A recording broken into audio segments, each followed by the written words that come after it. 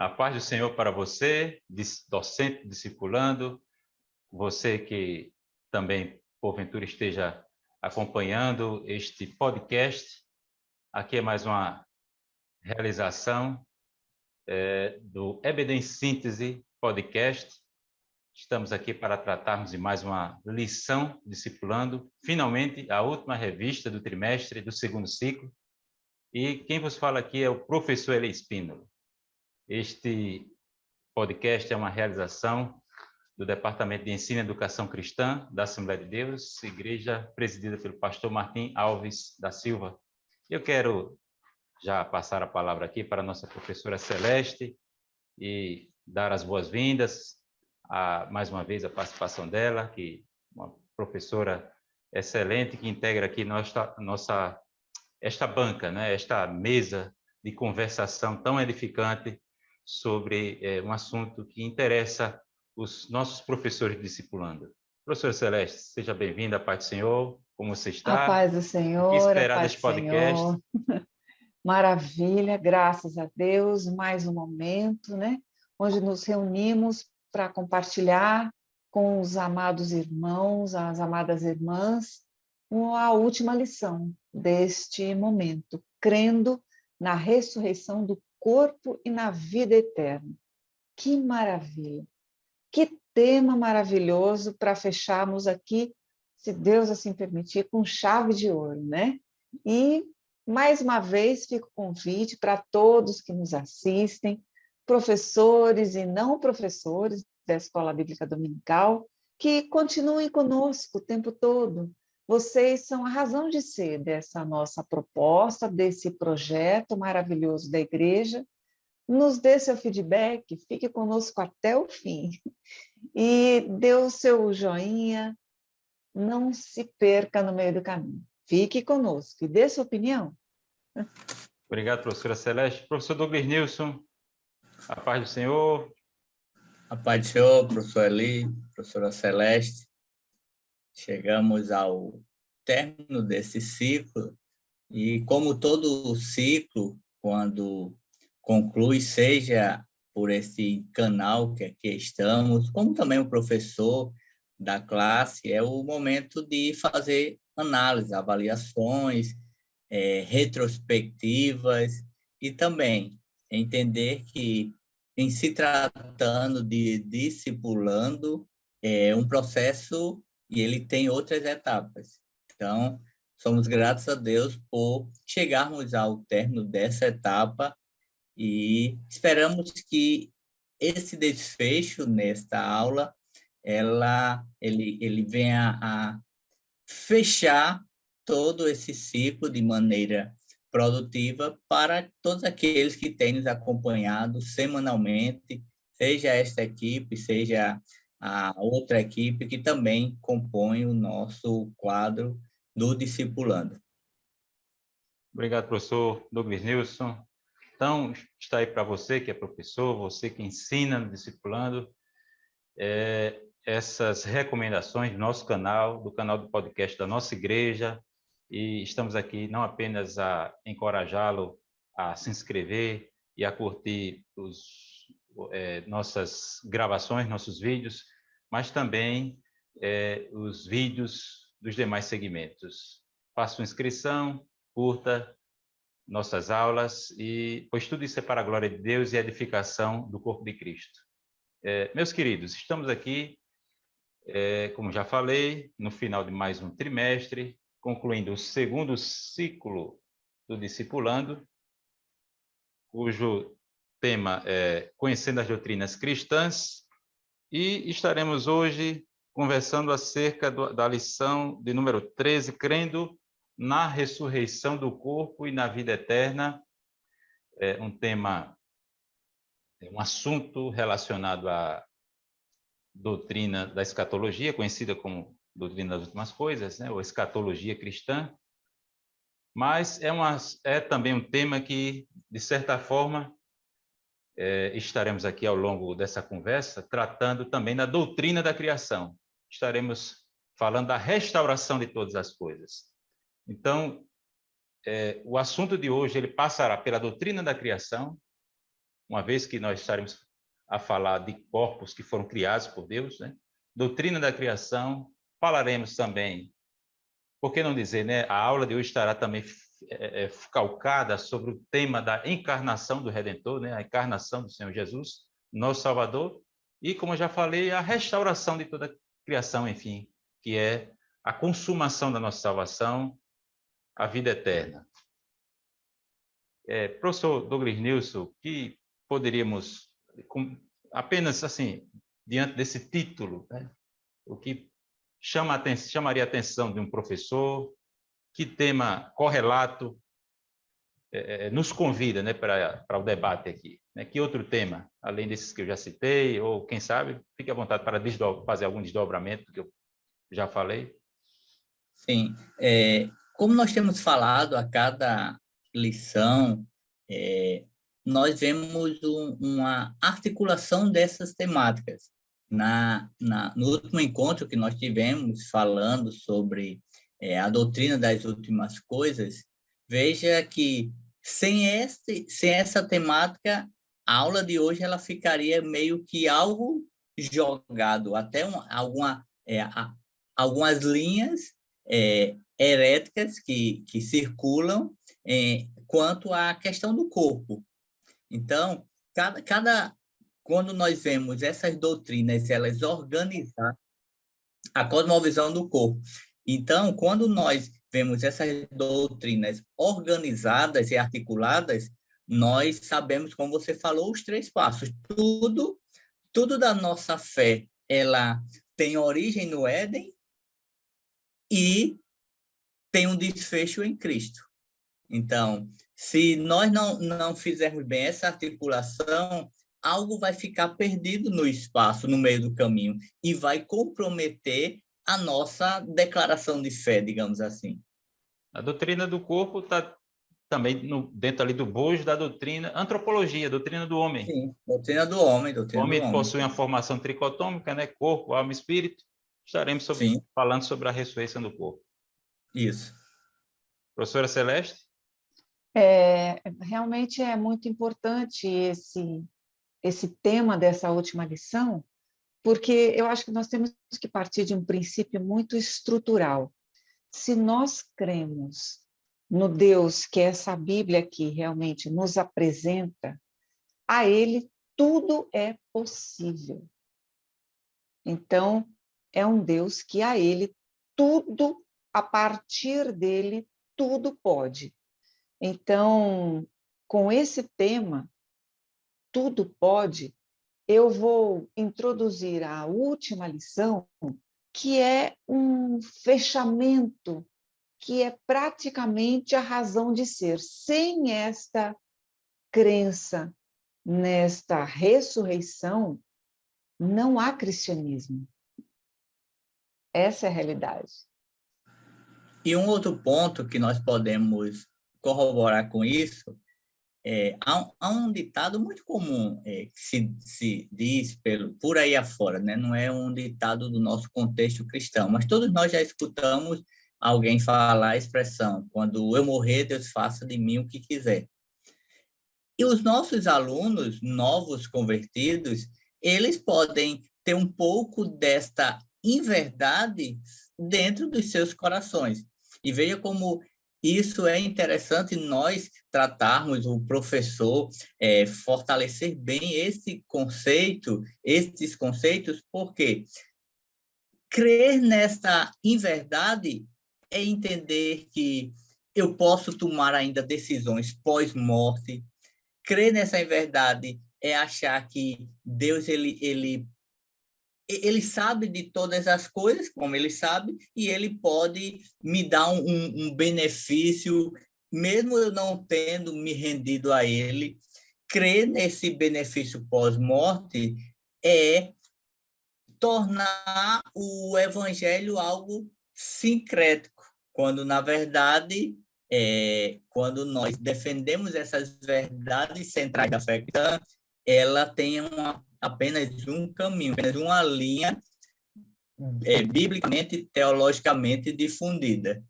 E mais, quando você busca algum artifício pós-morte para justificar ou para tentar se recuperar mediante Deus através de Cristo, você está como que desprezando o sacrifício que Jesus Cristo fez por nós. Você está dizendo, olha, o que você fez foi muito bom, mas eu ainda tenho aqui algum argumento, algum caminho, ou um subterfúgio do qual eu não precisei, em vida, crer absolutamente em você, o que vai absolutamente de encontro à doutrina cristã, né? Nós, a morte e a ressurreição de Cristo, e a nossa morte, ela não nos transforma, né? É o período de vida que temos que nos transforma, né? Nós morremos cristãos, crentes em Cristo, né? Para a ressurreição eterna, ou morremos ímpios para o juízo eterno, né? Então, nada que vem para além de Cristo, ele está de acordo com a Bíblia.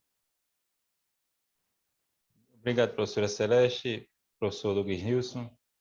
Os pontos que vocês comentaram, né, o professor Douglas Nilson mencionou uma espécie de indiferença em relação à realidade pós-morte, e que, por vezes, é motivada por especulações infundadas, porque o que nós sabemos sobre a realidade pós-morte é aquilo que as Escrituras nos revelam, né? É por revelação, né? É por revelação.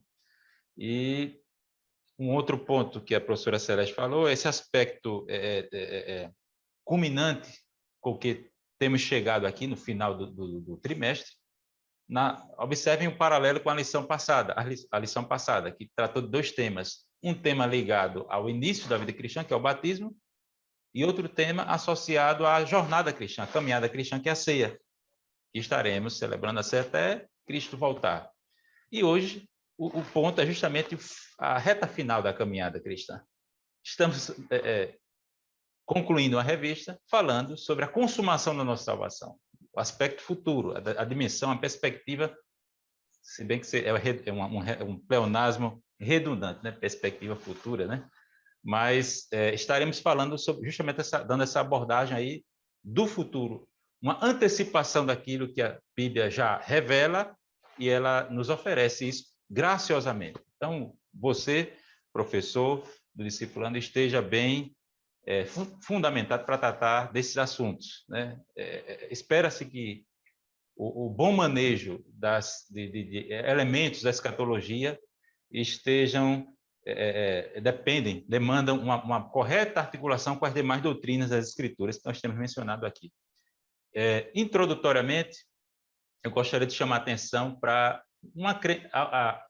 crenças, né, reencarnacionistas, né? Porque a doutrina da reencarnação ela é antitética, né? Ela é incompatível com a doutrina da ressurreição.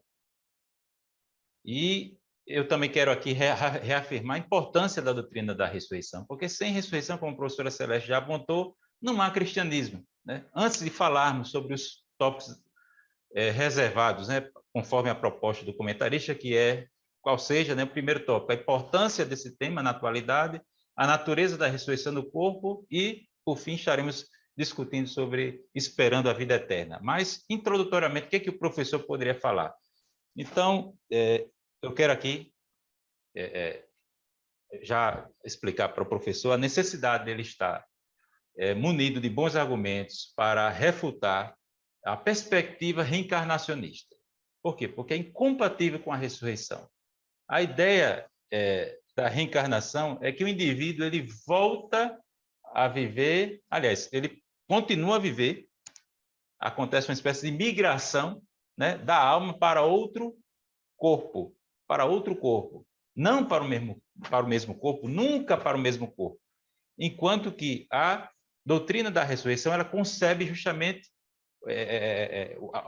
a identidade do indivíduo, ela é conjugada com o corpo. Ele volta a viver no mesmo corpo. É por isso que as crenças reencarnacionistas em geral, elas são incompatíveis com a doutrina da ressurreição.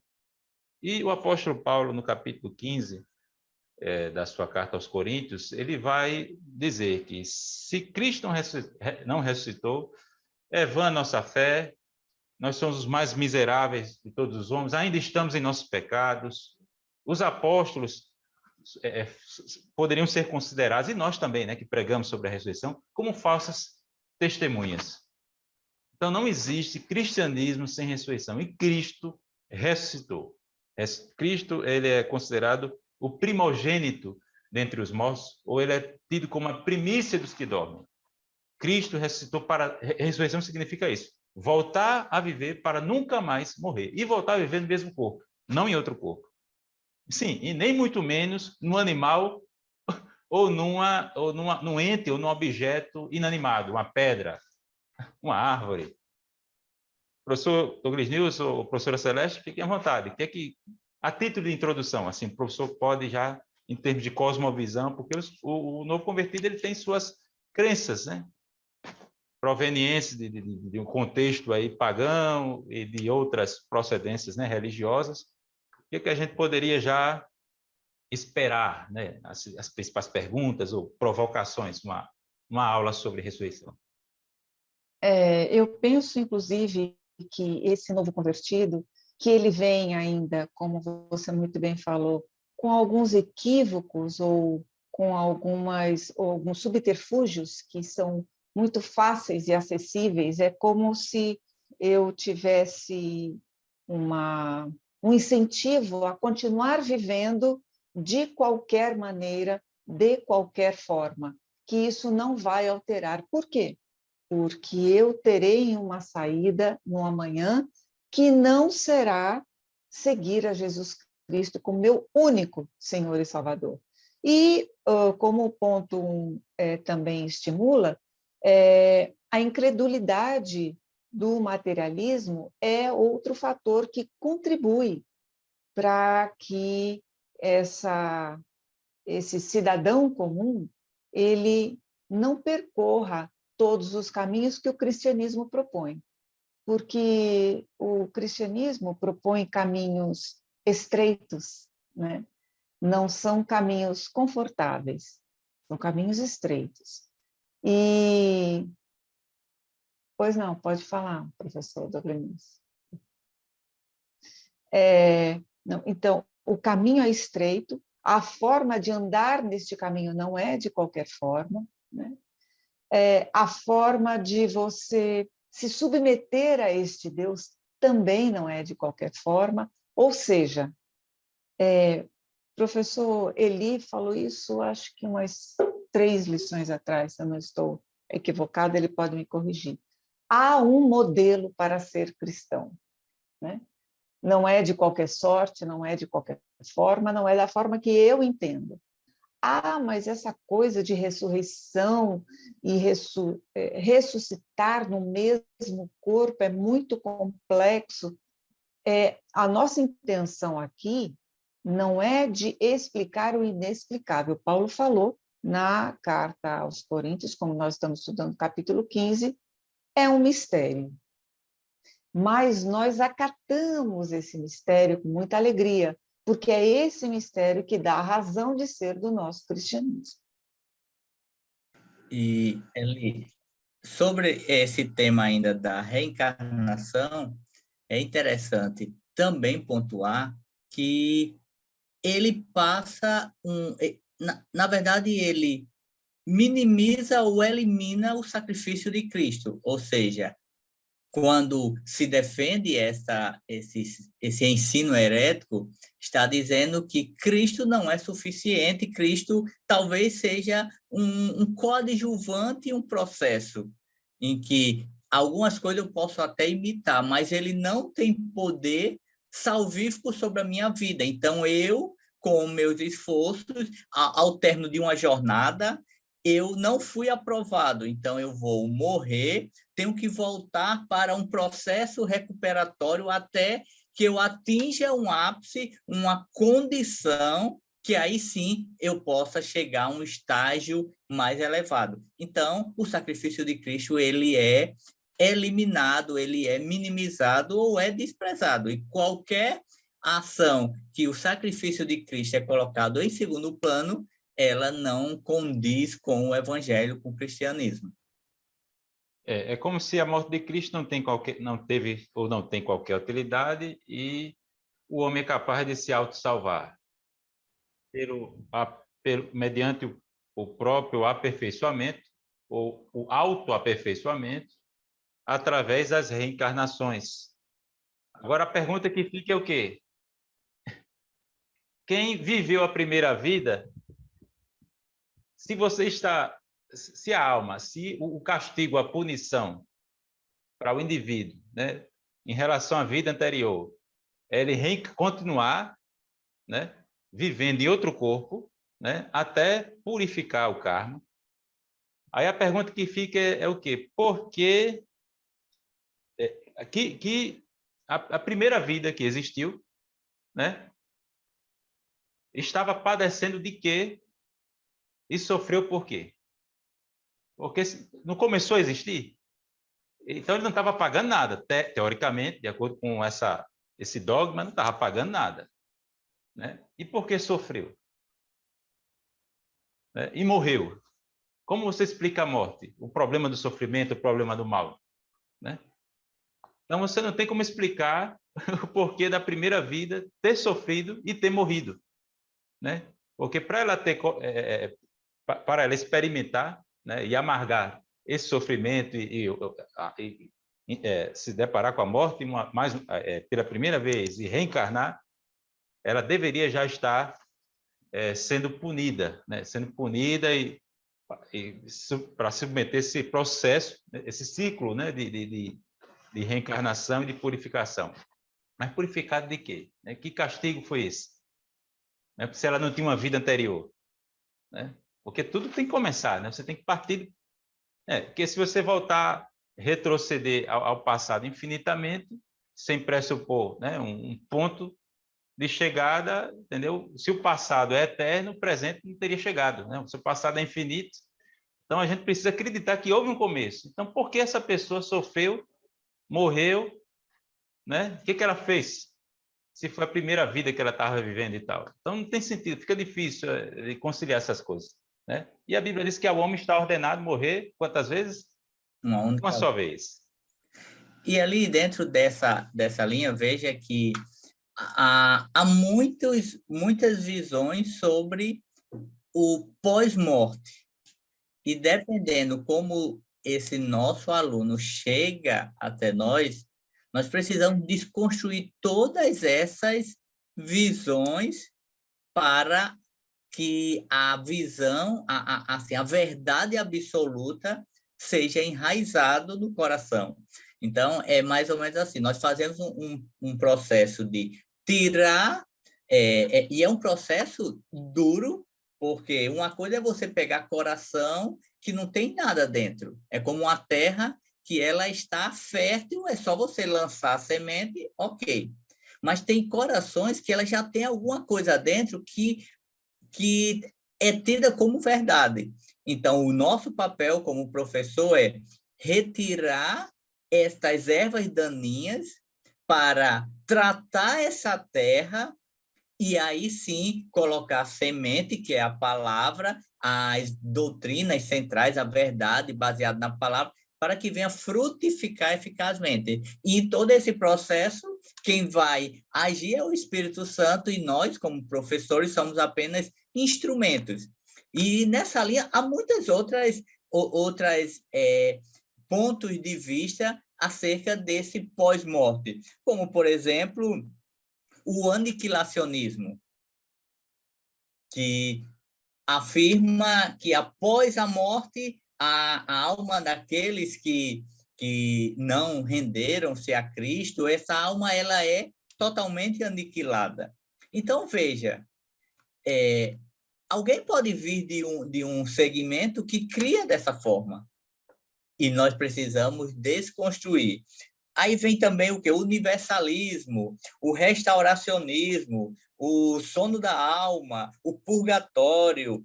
E cada uma dessas apresenta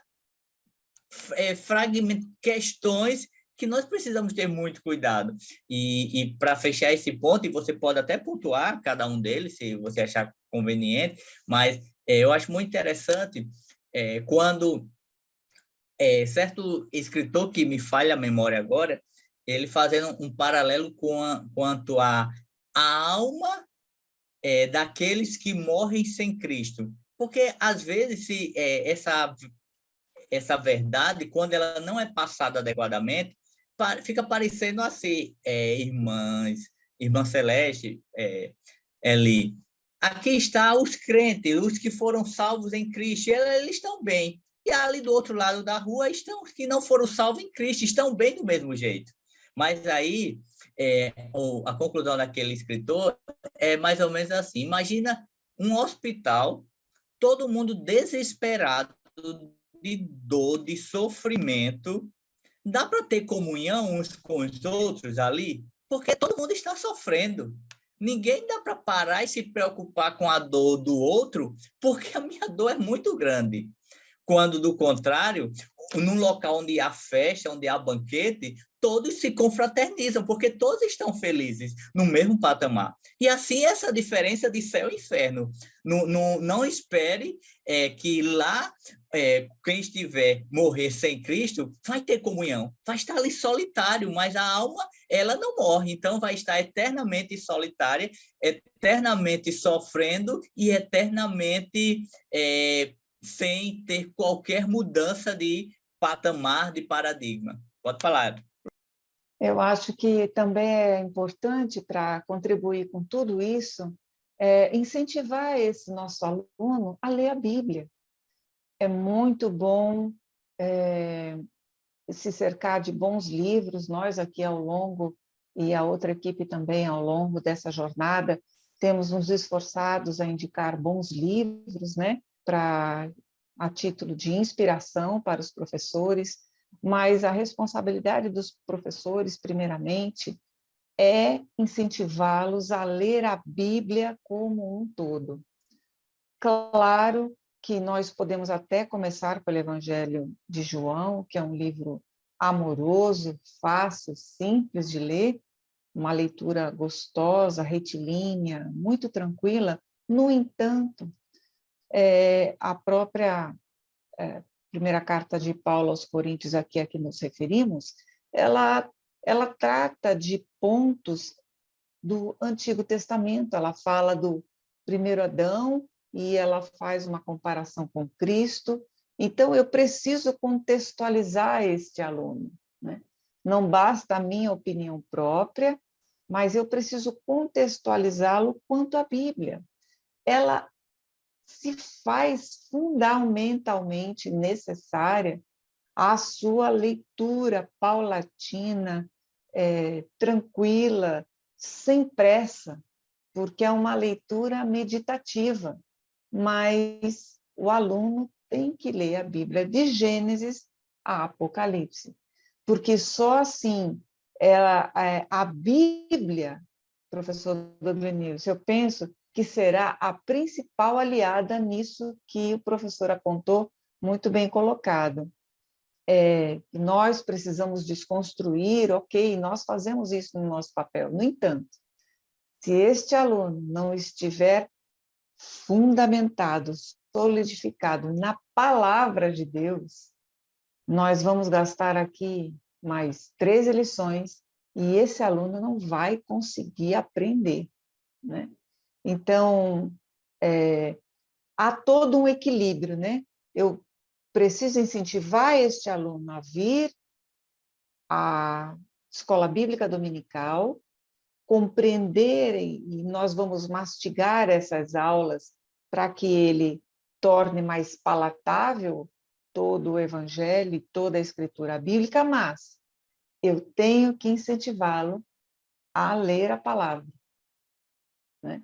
Porque senão ficam dois caminhos só soltos, ele só passa a ouvir um professor extremamente fundamentado, esforçado, mas ele tem que ter um encontro com o autor, né? É o autor da Bíblia que ele tem que ter esse encontro, né? Então, esse equilíbrio nós sempre devemos buscar e ir incentivando, estimulando, né? O E aluno ele essa... precisa... Opa, pode falar, Não, professor Luiz. pode falar ali, depois eu complemento. Pode falar. Não, eu ia já fechar esse primeiro tópico, mas pode falar. Fica à vontade. Não, o que eu estava pontuando é que essa busca do aluno, nós como professores, nós temos um grande desafio que é ser um motivador, um incentivador do nosso aluno a aprender, a buscar esse conteúdo, tendo sempre como fundamento a palavra de Deus. Isso é inegável, inquestionável. Agora, a questão é, quando eu falei anteriormente, e não indo de encontro à fala da professora Celeste, mas só para a gente aprofundar essa discussão, é que nós temos alunos de diversas fontes, de diversas fundamentações, influências e faixas etárias que muitas das vezes nós vamos precisar confrontá-lo mesmo. E ele é um leitor da Bíblia, ele busca ter uma dedicação, mas tem coisas, tem informações que esse contato dele com a palavra ainda vai gerar dúvidas, pode gerar alguns questionamentos, e é aí que o professor precisa estar nesse processo com ele, porque era assim que o próprio Cristo fazia. E Jesus apresentava um texto, uma prédica, uma parábola, e os discípulos diziam, não entendemos nada, agora explique para a gente. E é nessa hora que nós, professores, ou o discipulador, em qualquer que seja a esfera, vai precisar estar ali caminhando com esse aluno, porque ele pode chegar na próxima aula e dizer assim, olha, o que significa isso dizer que da ressurreição do corpo? Como é isso? Falar sobre esse tema é algo que parece ser muito abstrato se nós não tivermos fundamentações teológicas aprofundadas. Era isso, professor Eli. Meus queridos, você teria aí a crença materialista, que aí nós vemos aí um elemento aí ateístico, né? Uma rejeição do sobrenatural. E isso está no pressuposto materialista, né? Ele pressupõe que o sobrenatural é irreal, é uma criação, algo fictício, uma projeção, uma mera projeção humana. E o materialista, né, que parece ser tão aferrado ao empírico, né, aos argumentos, à prova empírica, ele mesmo não tem prova empírica de que no final da vida tudo simplesmente será aniquilado e eliminado. Ele não tem uma prova empírica disso, porque ele mesmo nunca experimentou isso. Então, isso para ele é inobservável. Então, ele não tem evidência. Então, se ele não tem evidência, logo é um pressuposto, é uma crença irracional dele, né? Enquanto a nossa crença ela é baseada no testemunho histórico da ressurreição de Jesus, porque você não tem como... o naturalismo ele não tem uma explicação adequada para a ressurreição de Cristo. Como é que você explica a tumba vazia? A não ser a ressurreição de Cristo e a aparição de Cristo depois como ressurreto para muitas pessoas. Não tem como se explicar isso, né? Então, o naturalismo ele não dá conta disso. Então, se nós verificarmos, nós temos a crença materialista, que resposta teria para a ressurreição? Nenhuma. Seria em favor, o posicionamento seria em favor de um aniquilacionismo, da eliminação das coisas materiais, de tudo que é orgânico, né? E crenças religiosas em geral, ou seria uma vida desincorporada, ou seja, aí nós temos aí um desprezo pelo corpo, uma existência pós-morte desincorporada, ou uma subsistência impessoal, né? Como as religiões orientais pegam, né? O indivíduo morre, entendeu?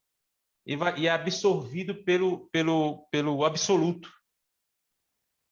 Aí nós temos aí a negação da singularidade, a negação da pessoa, do indivíduo como pessoa. Enquanto a crença cristã promete o quê? Com a ressurreição do corpo. É uma mensagem de esperança. Promete a reparação do mal. A reparação do mal, a reparação do sofrimento. E promete um modo de existência nunca vivido por nenhum de nós. Por quê? Porque nós hoje existimos e vivemos num mundo caído, num mundo trágico de sofrimento. Então, a mensagem cristã é superior. Ela é superior. E outras vertentes que o professor Douglas citou, aí a questão do purgatório, autossalvação, né? Sono da alma, é você pegar e literalizar algo que a Bíblia trata de forma metafórica, né? Sobre a situação daqueles que estão dormindo no Senhor. Né? Eles tomam ao pé da letra essa expressão, né? Quando a referência aí é justamente ao aspecto da pessoa quando está morta, né? No caso de quem morreu em Cristo, está descansando, né? E também as implicações que esse tipo de ideia traz é que você vai defender, é obrigado a defender que depois da morte há uma espécie de insensibilidade, ou seja, você não tem como sofrer. E isso é prejudicial, entendeu? É contraditório para a crença cristã. E é complicado quando você vê até pessoas do meio cristão defendendo esse tipo de ideia. Porque como é que fica a questão do tormento daqueles que morreram sem Cristo? Então, segundo tópico, meus queridos, aqui avançando, a natureza da ressurreição do corpo. Nós teremos a primeira e a segunda ressurreições. A primeira ressurreição ela se deu em algumas fases. Nós temos Cristo ressuscitando, voltando a viver para nunca mais morrer. Nós teremos os mortos em Cristo por ocasião do arrebatamento, que ressuscitarão antes daqueles que estiverem vivos e que serão transformados. E nós poderemos estar numa dessas situações, né? Nós poderemos não estar mais vivos por ocasião do arrebatamento, ou se estivermos vivos, né? Paulo disse, esse que eu vos digo um mistério, nem todos dormiremos, mas transformados seremos todos. Então nós temos aí ainda sobre a primeira ressurreição, essa etapa, né? A ressurreição de Cristo, depois a ressurreição, os ressuscitados por ocasião do arrebatamento, que também terão um corpo glorioso, e a ressurreição no final da grande tribulação. Aí a segunda ressurreição nós teremos depois do milênio para juízo final, e aqueles que morreram no milênio, né? E que conheceram o evangelho, vão ressuscitar para a vida eterna, não para a vergonha eterna. Então, em geral, a Bíblia trata de duas ressurreições, primeira e segunda ressurreição. E é importante nós também falarmos aqui sobre a nova criação. A nova criação, nós já somos novas criaturas. Deus, já vivemos o reino de Cristo, né? Aquela questão do aspecto já e ainda não, né? O reino de Deus já está inaugurado em nossas vidas. E dentro dessa doutrina da nova criação, que é a consumação da nossa salvação e a restauração de todas as coisas, né? A ressurreição, ela tem um papel nisso aí. Por quê? Porque entra no tema da glorificação do corpo. Glorificação do corpo. Nós seremos glorificados. E o apóstolo João, né, ele escreve, né? Aquele que tem essa esperança, purifica-se a si mesmo. É isso. Vede com que grande amor nos tem concedido o Pai, a ponto de sermos chamados filhos de Deus. Né? Mas ainda não foi manifesto o que havemos de ser. Mas sabemos que quando isso se manifestar, né? Quando isso for revelado, nós haveremos de ser semelhantes a Cristo e haveremos de vê-lo como ele é. Essa é a nossa esperança. Incorruptibilidade, um corpo glorioso. E essa semelhança com Cristo. Pronto, eram esses os aspectos que eu queria ressaltar, meus queridos. E essa palavra, ele é esperança, é a palavra que caminha com o cristão. Porque o ser humano, independente de ser cristão ou não, a sua caminhada está cercada de esperança. Esperança em algo. E essa esperança, de certa forma, ela é motivacional. Nós trabalhamos na expectativa de, ao término do mês, receber os proventos oriundos daquela atividade ao longo do mês. E isso para qualquer ação que nós realizamos continuamente. Mas veja que todas essas ações se voltam nessa vida. Quando eu morro, os proventos eles não mais terão vigência para mim. Como também quando eu morro, o trabalho nada vou levar. Mas quando nós caminhamos alicerçado em uma esperança que é eterna e que está além dessa vida, ela vai levar-nos a viver de modo diferente. E é por isso que muitas pessoas não entendem, porque nós cristãos, muitas vezes, diante da morte, de um luto, de uma perda, de uma situação adversa, nós não vamos estar celebrando, soltando fogos, mas nós vamos entender pelo Espírito Santo que habita em nós, que é o nosso Consolador, que há esperança. A esperança, ela continua. E nós temos esperança além dessa vida. Então, a palavra esperança é a palavra que aquele que tem nos acompanhado ao longo das semanas, cada encontro desse podcast, vai ver que em todas as aulas nós falamos de esperança, porque é quase que impossível você falar de evangelho, falar de Jesus Cristo, se não falar de esperança. É verdade. E é por isso que o apóstolo Paulo ele diz que a ressurreição do corpo se dará numa transformação total dele. Isso é muito lindo, isso, embora seja em parte incompreensível, ele é muito desejoso, penso que para todos os cristãos, né?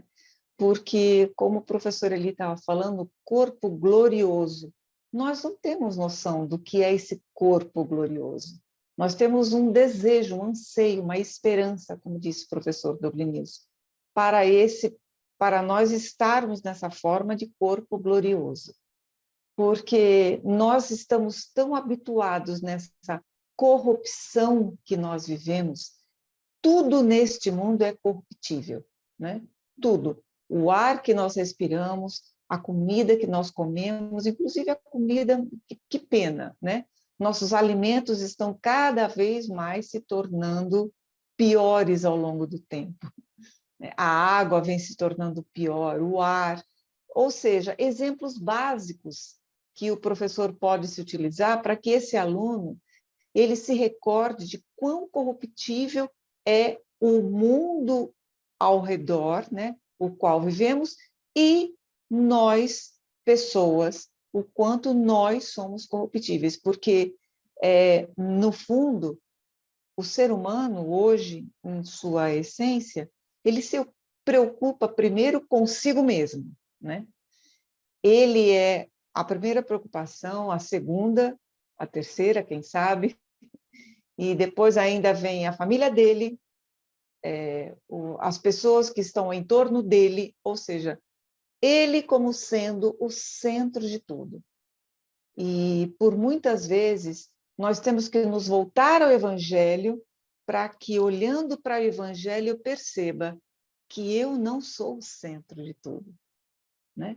Que existe um Deus que é o centro e de todas as coisas, e ele é de uma outra natureza, né? De uma natureza incorruptível. Então, é difícil para nós alcançarmos isso. Por isso, o fator importante que vem da nossa constância.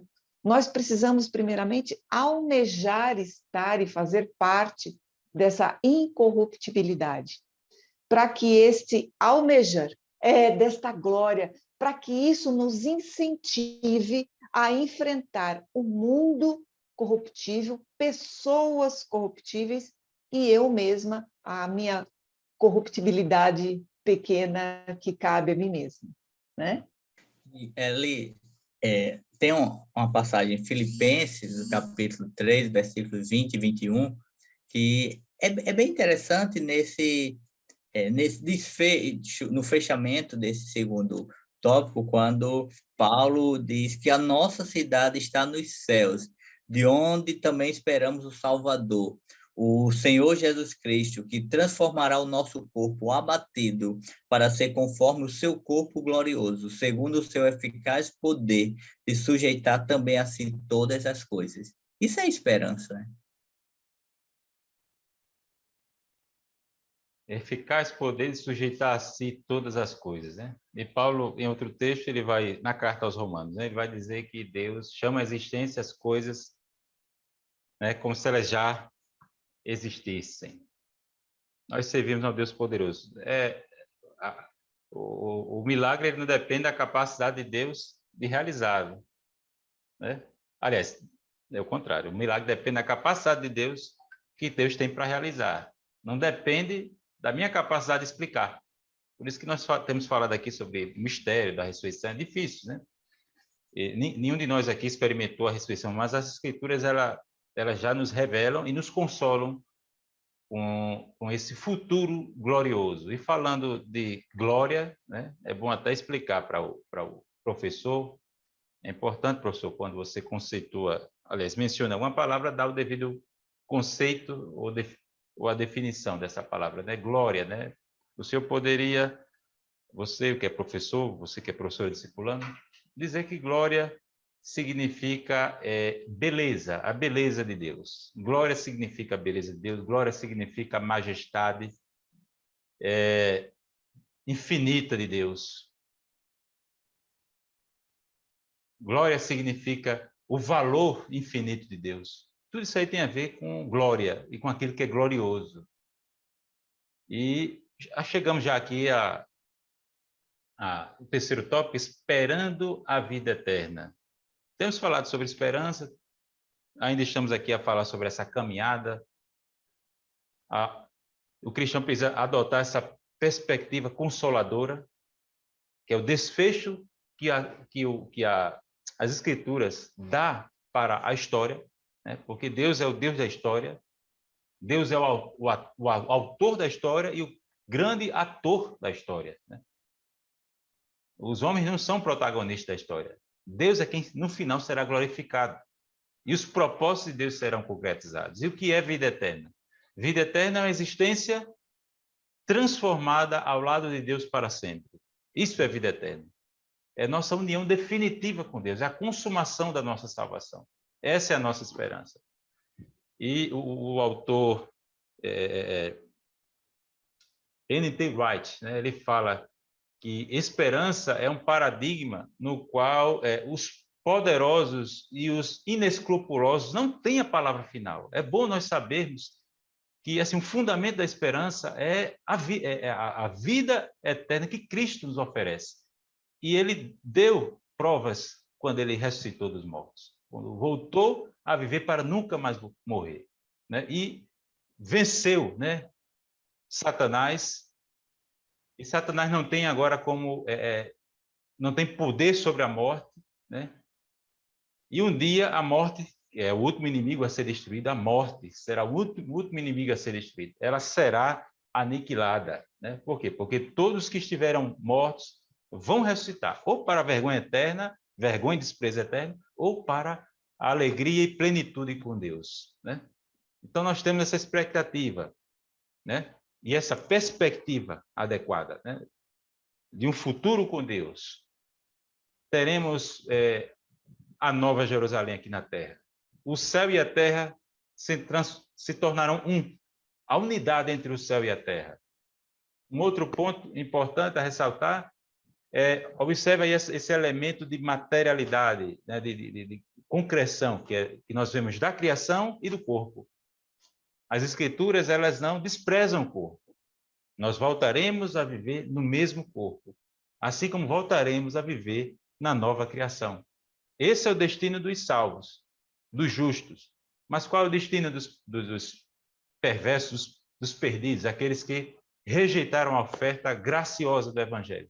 Aqueles que descartaram o evangelho, serão também descartados no lago de fogo, né? Lá estarão Satanás, o falso profeta, o anticristo e todas as nações que se esquecem de Deus. E o inferno, aliás, o lago de fogo, né? Até a Bíblia diz que o inferno e a morte serão lançados no lago de fogo. Por que o lago de fogo será infinito? Porque quando o perdido for para lá, ele continuará focado em si mesmo. Ele estará lá blasfemando contra Deus, irado contra Deus, se queixando contra Deus. Ele não vai se preocupar com outra pessoa, né? Vai considerar ainda assim Deus injusto. Ele vai ser desumanizado, porque a metáfora que a Bíblia usa para os perdidos é onde o verme não morre, nem o fogo se apaga. Ou seja, o indivíduo vai deixar de ser imagem de Deus para ser verme. E o que é isso? Isso é desumanização do homem. E por que por um tempo assim tão infinito? Porque ele continuará pecando lá. Então vai multiplicar a sentença contra si mesmo. E uma outra razão pelo fato do sofrimento ser infindo, né, infindável no lago de fogo, é porque o valor do sacrifício de Cristo é infinito, inestimável. E a pessoa rejeitou. E depois não terá mais como reconsiderar essa decisão. E terá esse tipo de destino. Vida, o que é vida? Vida é comunhão.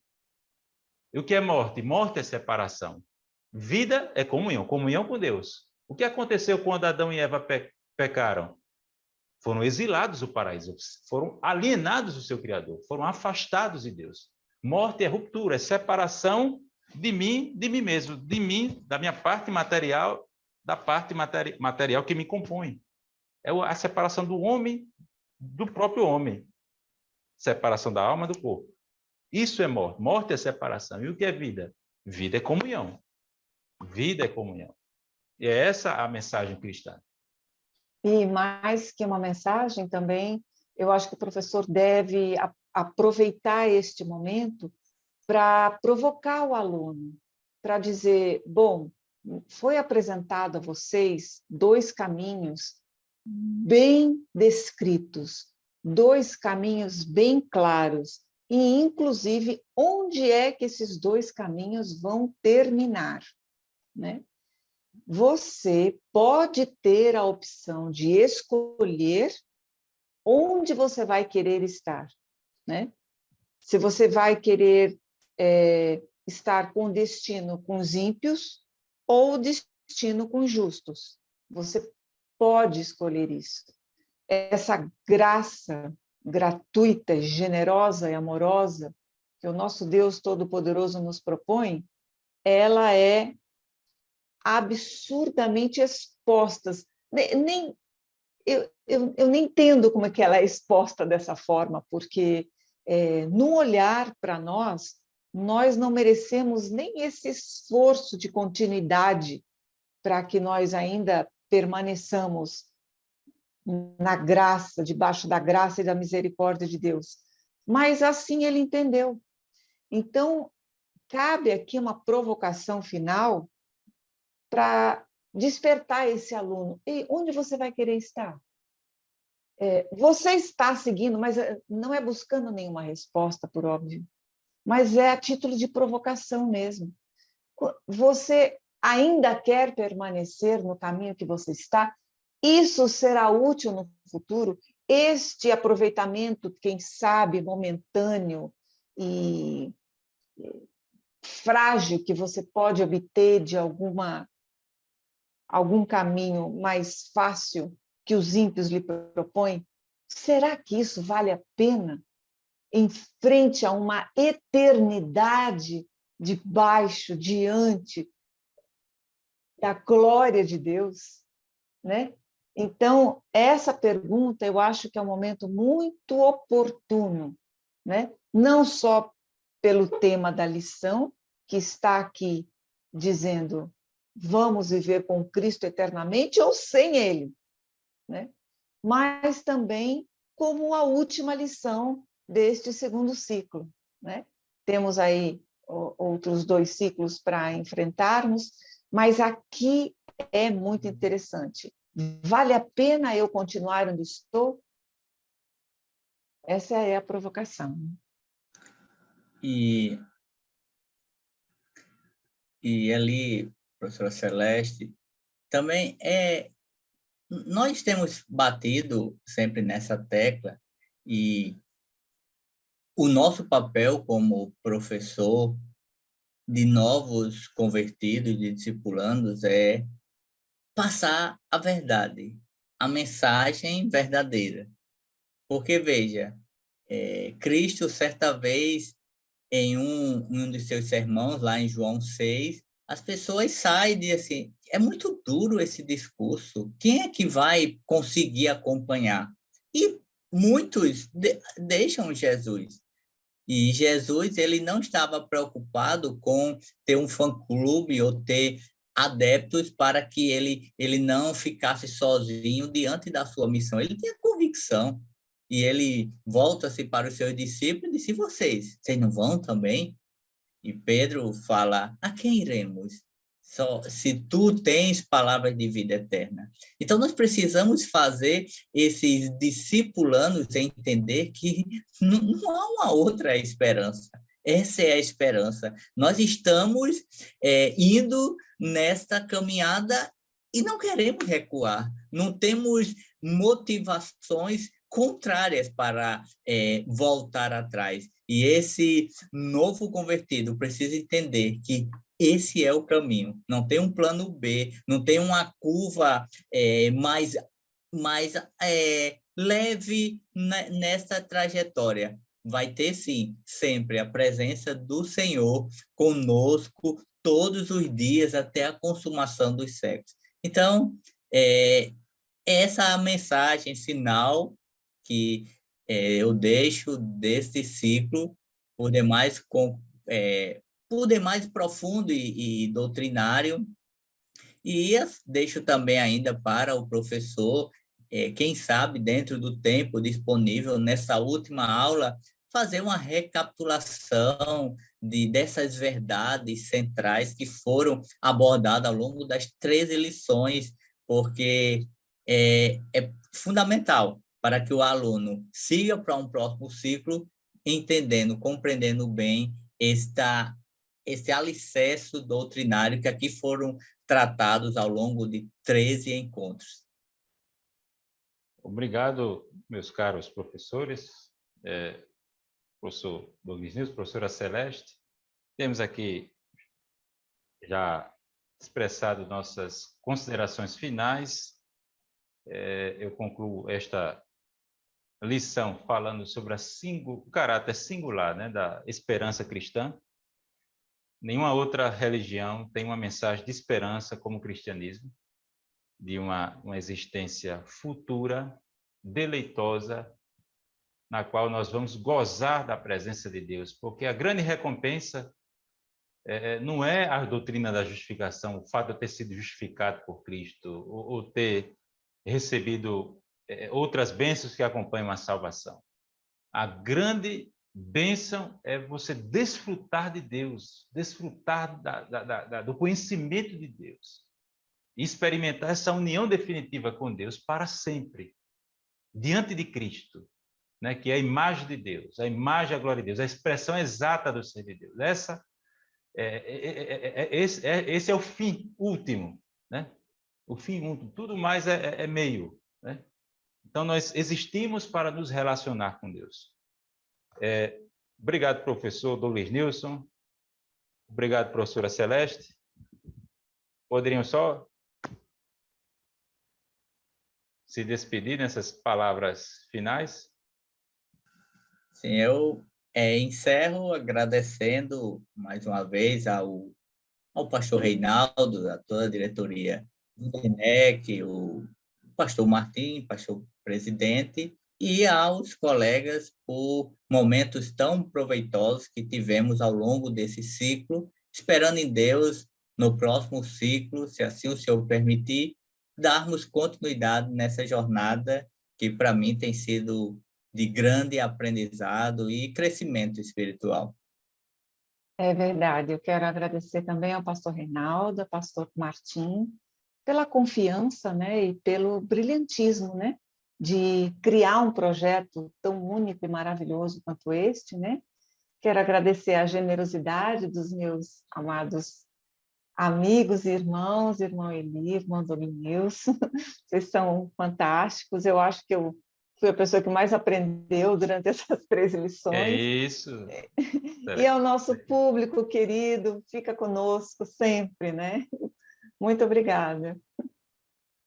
Meus queridos, obrigado pela participação de vocês, pela boa vontade, pela disposição em estar comigo, compartilhando, né, os desafios desse projeto, o podcast com esse formato espontâneo, né, de conversação, perguntas e respostas, provocações, e todo esse cuidado é destinado a você, professor, do discipulando, você, professora, esses subsídios que tenham servido para edificar sua fé, acima de tudo, porque a palavra de Deus precisa transformar, deve produzir transformação, é o caráter dinâmico da revelação, ela produz um impacto, produz transformação.